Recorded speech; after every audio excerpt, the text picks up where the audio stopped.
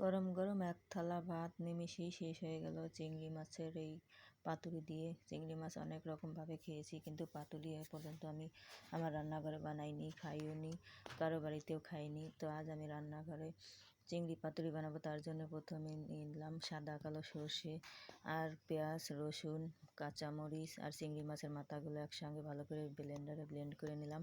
এখন সব কিছু বাটিতে ঢেলে নিয়ে তাতে দিয়ে দেবো হলুদ, লবণ আর চিংড়ি মাছগুলো আর পরিমাণ মতো তেল দিয়ে দেবো। তেলটা একটু বেশি দেবো যাতে টেস্টটা বেশি হয়।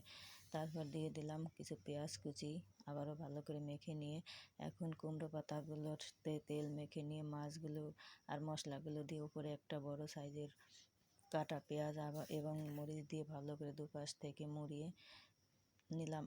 এভাবে সবগুলো পাতুরি আমি বানিয়ে নেব। উপরে একটু তেলও দিয়ে দিলাম। সরিষার তেল দিলে বেশি ভালো হয়, আমার কাছে সরিষার তেল ছিল না, সাদা তেলে দিয়ে দিলাম। তারপর সবগুলো বানিয়ে নিয়ে কড়াইতে তেল গরম করে এক এক করে সবগুলো পাতুরি দিয়ে দেবো। আমার এখানে মোট 4টে পাতুরি হয়েছে। এখন এটাকে ঢেকে দেবো আর উল্টে পাল্টে 2 পিঠ ভালো করে ভেজে নেব হালকা আঁচে।